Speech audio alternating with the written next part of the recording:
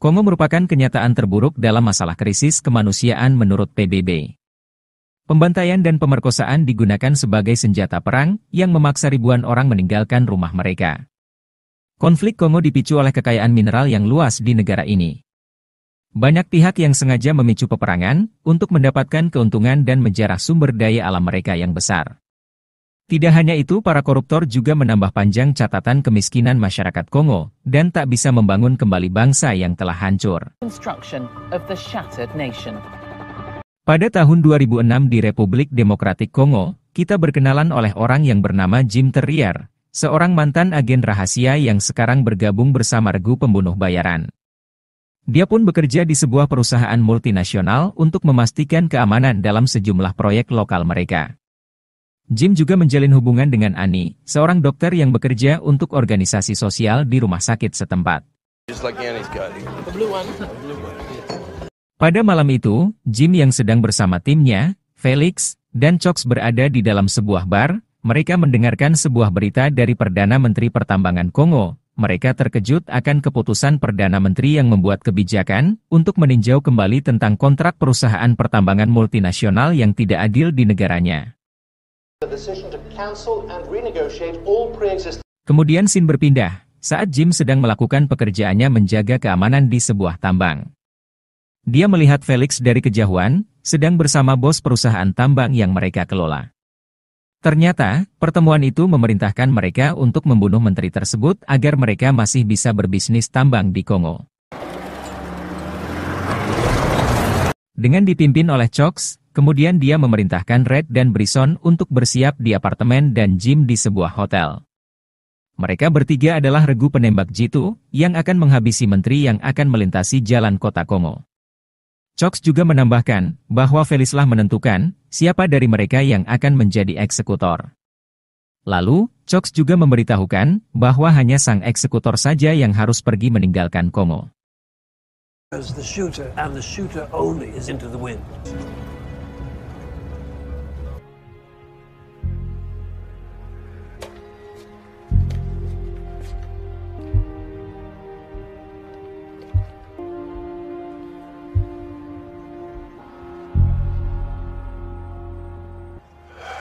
You are the designated trigger, Jim. Look out for me, Lee. Tango 1 on the move.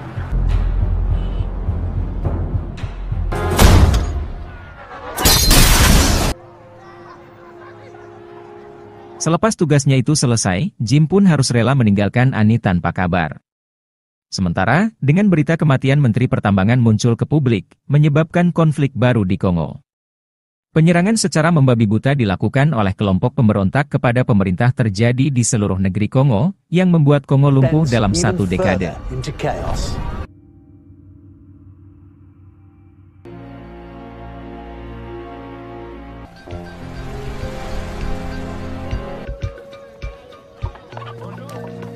Delapan tahun berselang, Jim kembali ke Kongo.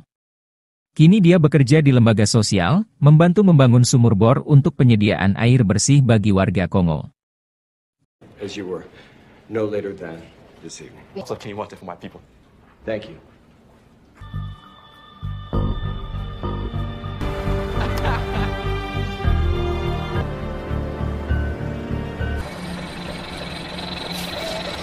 Namun, ketika Jim sedang melakukan pekerjaannya di lokasi pembangunan, datang sekelompok orang yang mencoba membunuhnya. Secara cepat, Jim berhasil mengendalikan situasi dengan membunuh mereka semua.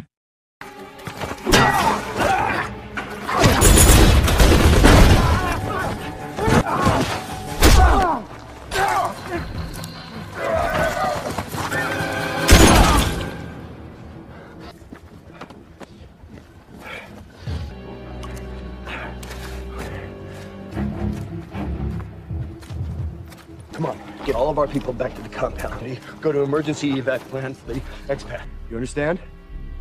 Okay.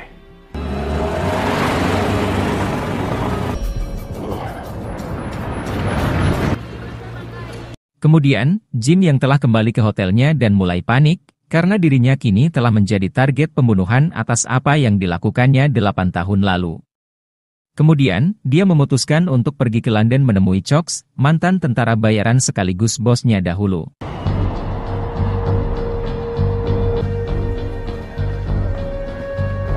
Chox sekarang telah membangun sebuah perusahaan keamanan internasional yang sangat besar, dan ia pun menjadi pimpinannya. Kemudian, Jim menceritakan tentang 3 orang yang datang mencoba untuk membunuhnya kepada Chox. Namun, Chox mengaku tidak mengetahui adanya rencana pembunuhan kepada dirinya. Tetapi, Jim masih tidak percaya dengan kata-katanya, dan mulai mencurigainya telah merencanakan sesuatu. Track down Felix Marty, find out who's behind it. You keep your eyes open, because they could be coming after you too. Kemudian, Jim yang telah keluar dari kantor Chox, terlihat beberapa pembunuh bayaran yang sedang mengintai dirinya. Oscar 1 is coming your way. Heading for subway. Stay with him. Sementara di tempat lain, Stanley teman lama Jim, yang telah menunggunya di salah satu bar.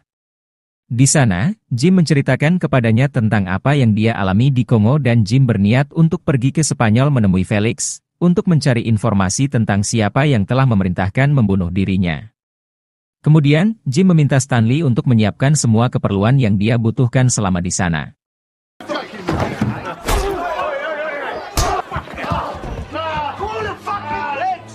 You'll end up doing plenty of fucking time.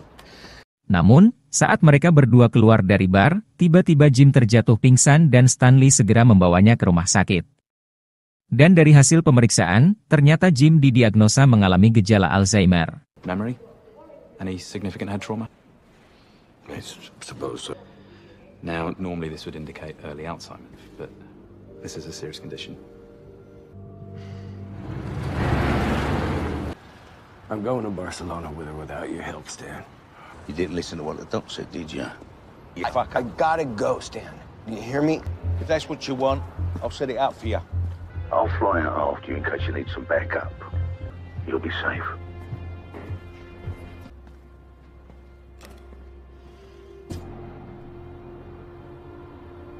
Di Spanyol, sebelum Jim pergi menemui Felix, dia melihat Annie kekasihnya dahulu yang dititipkan, kini telah dinikahi oleh Felix. Setelah itu, Jim yang menemui Felix dan menceritakan hal yang sama pada Chox. Namun, Felix pun mengaku tidak mengetahuinya. Someone tried to kill me 3 days ago in Congo.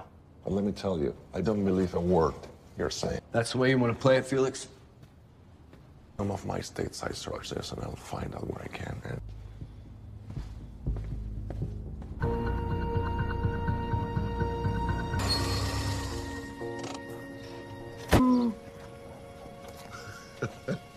Kemudian, Jim pergi ke rumah Felix, di sana dia akhirnya mendapatkan fakta yang sebenarnya. Ternyata, Chox dan perusahaan keamanannya memang ingin melenyapkan Jim. Felix pun telah bekerja sama dengan mereka. Tidak lama kemudian, sekelompok pembunuh bayaran datang menyerbu mereka dan menewaskan Felix. Oh, you remember Stan Edgerton out here? We're gonna go hunting from here.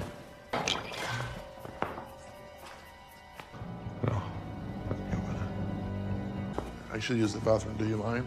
Why would I mind? What did you tell him? She's fine. She's fine. Come on! Darling, Felix, what happened? set me up, but he's too drunk to understand they're gonna try to kill all of us. Felix, what did you do? What did you do? Wasn't this what you both always wanted? I mean, you made it. Hey, we'll do all that later. It's on our heads, Jay! Stop again!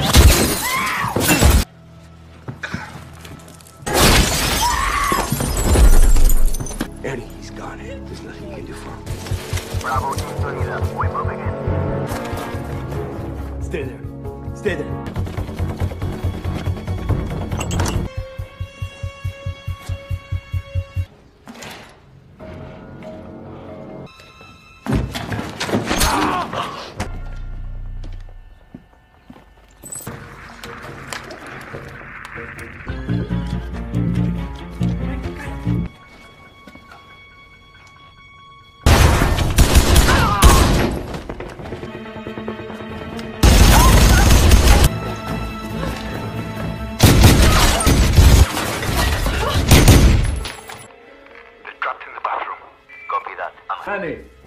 We just want you, not her.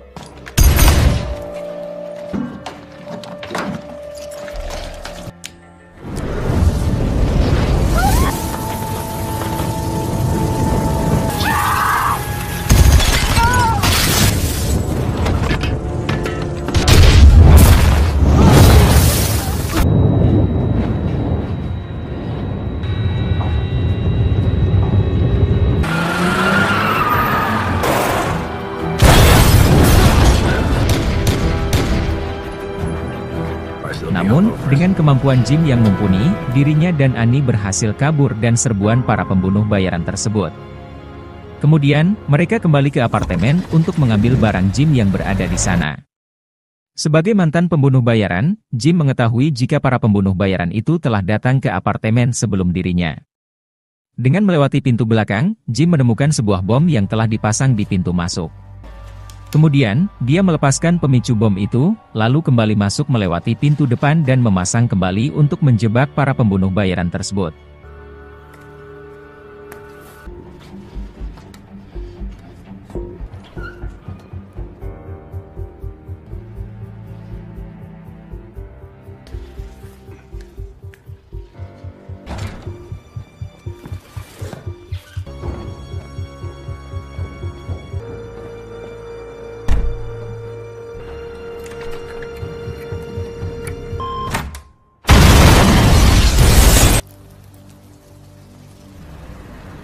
Drive.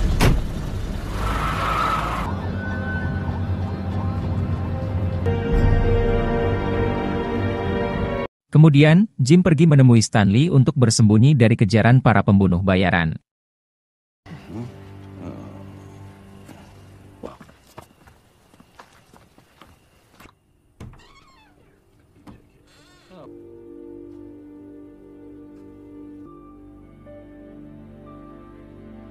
Di sana Stanley memberikan kabar bahwa temannya Chox saat ini sedang didakwa oleh pengadilan atas kasus kematian Menteri Kongo yang masih berjalan hingga saat ini, dan Interpol sedang mengumpulkan bukti untuk menangkap dirinya.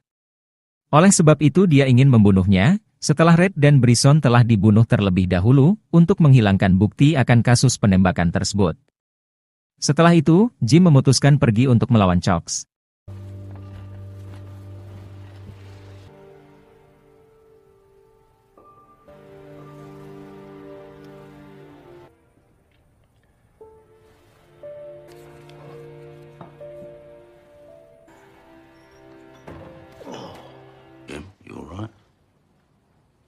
Yeah. Let me hear from you.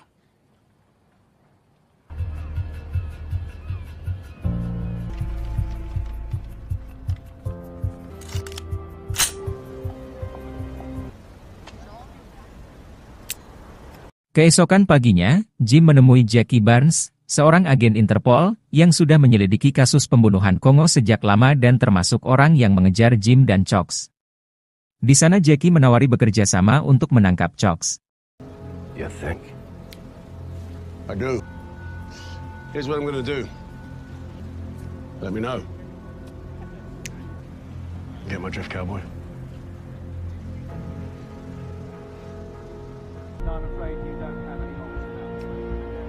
Kemudian, Jim menghubungi Chox dan meminta untuk menemui dirinya di sebuah taman bermain. Tidak lama kemudian Chox datang, namun dirinya tidak sendirian, dia membawa semua anggotanya untuk membunuh Jim di tempat. Lagi-lagi Jim berhasil mengetahuinya dan memukul tewas salah satu anggota Chox yang hendak menusuknya dengan jarum suntik.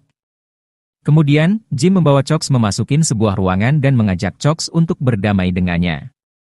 Namun, Chox menolaknya, dia akan tetap membunuh Jim. Karena dia menganggap bahwa Jimlah ancaman terbesar bagi dirinya. Lalu, Jim menunjukkan sebuah catatan kecil, yang berisi plat pesawat atas tidak kejahatan mereka dahulu. Namun, Chox tidak peduli dengan hal itu, dia tetap ingin membunuh Jim. Oh dear. I'm sorry to tell this, you wild dog. He killed me. The job will still get done. You okay? Just fucking get it.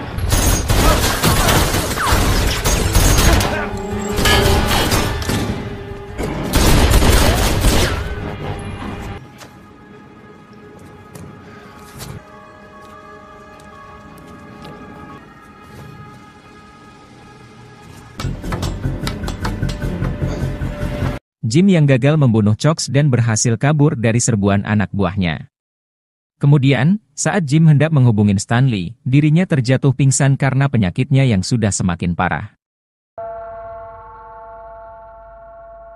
Malamnya, Jim yang tersadar kemudian kembali menghubungin Stanley, namun, ternyata Chox telah berada di sana menahan Stanley dan Annie.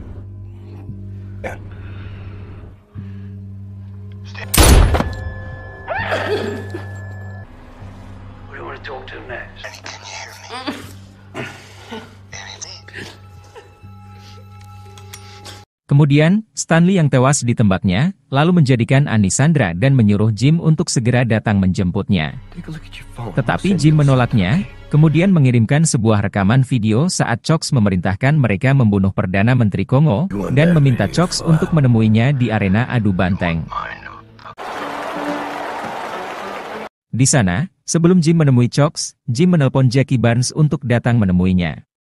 Kemudian, Jim pergi menghabisi semua anak buah Chox satu persatu.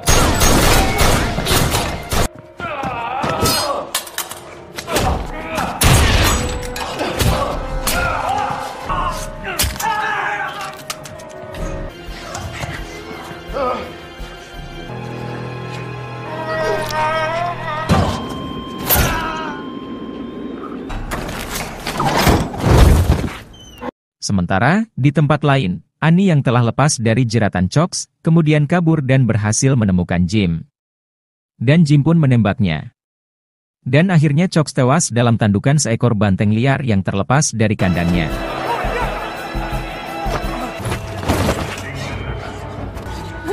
Annie.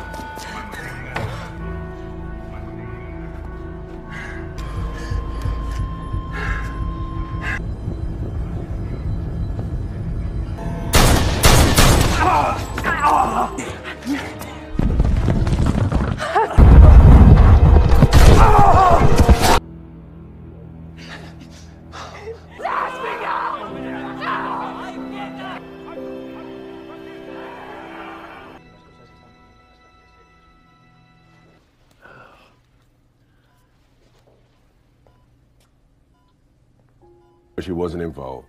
She'll be okay. Do we need a lawyer, or should I start talking? Jim yang telah ditangkap, kini dirinya akan memberikan semua file yang dia punya kepada Interpol, dan siap menjelaskan semuanya perbuatan mereka di pengadilan. Setelah itu, atas semua bukti yang telah diserahkan Jim, kemudian Interpol bergerak cepat, dan langsung menangkap semua orang yang terlibat dalam pembunuhan Perdana Menteri Kongo.